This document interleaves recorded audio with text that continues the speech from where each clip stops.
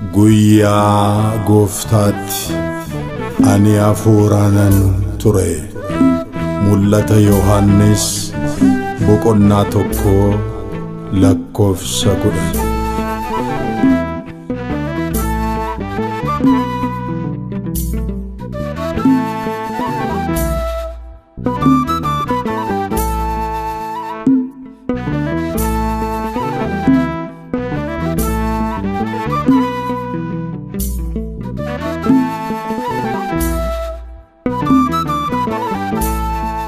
Gaafa dhiphuusaana miti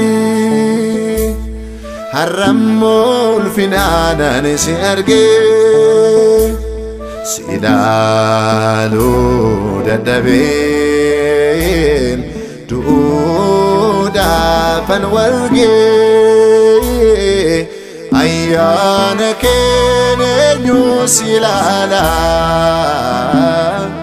guddinni kee jecha koorra caalaa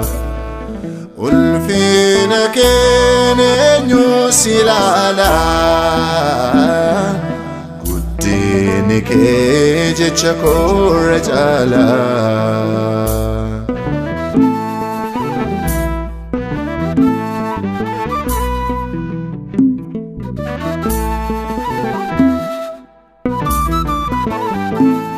Yemmus kan si beeku madaaf dhiigaan abbaa koo qomaa keetti siqee si waliin olee buluu koo fuula mootii lafaa qullaa dhaabbachuu kee Dirama dofte du'aaf kennamuu kee mitarra garuu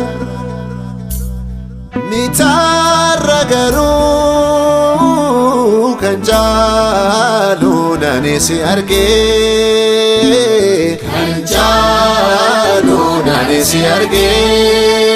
Ursaa akka bishaanii sagalee namuutu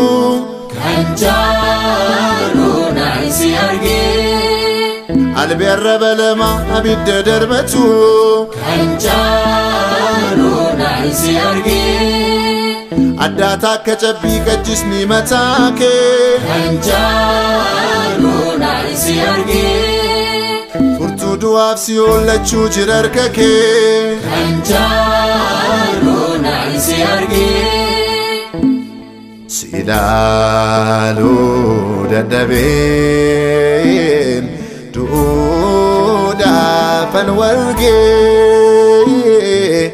ayyaana keen eenyu si ilaalaa guddinni kee jecha koorra caalaa ulfina keen eenyu si ilaalaa guddinni kee jecha koorra caalaa.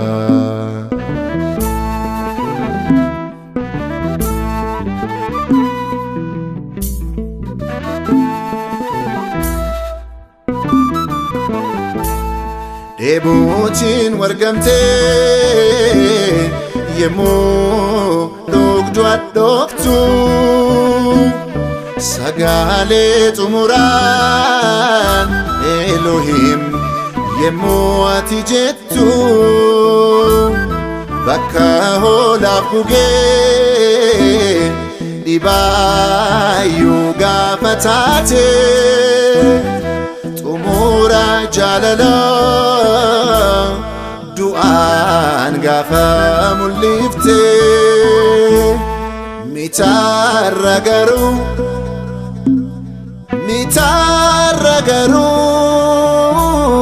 kan jaaluudhaan si argee baattuu ibsaa warqee gidduu kan dhaabbatu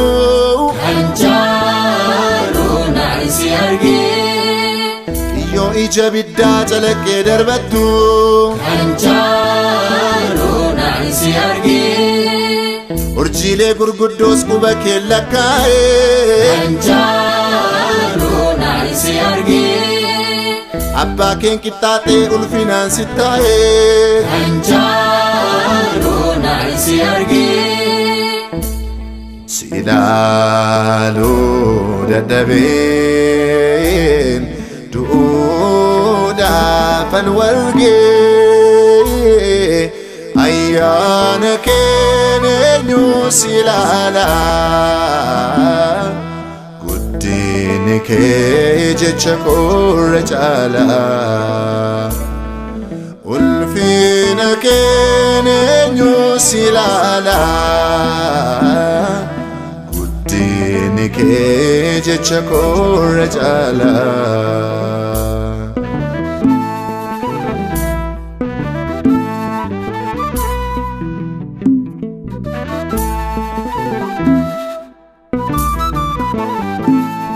Eebootiin wargamtee yemmuu dhugdu addooftu sagaalee xumuraan Elohim gaafa jettu bakka hoolaaf gugee dhibaayyuu gaafa taate Dirama dooftee du'aa kana baraarte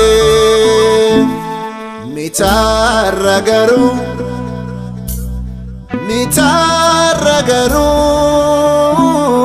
kan caaluun ani si argee kan caaluun ani si argee utubaa qilleensaa kan galmicha baatu kan caaluun ani si argee simboo ardiif samii bakka aarsaa guutu kan caaluun ani si argee leenca saawwariisaa namas kan fakkaatu kan caaluun ani si argee mootii moototaa kiruubirra jiraatu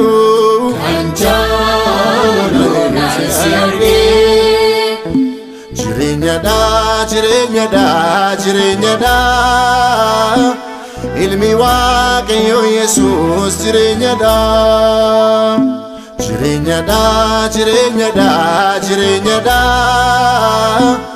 ilmi waaqayyo Yesuus jireenyadha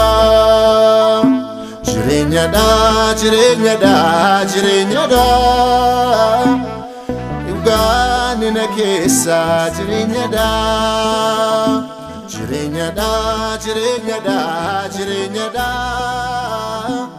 ilmi waaqayyo Yesuus jireenyadha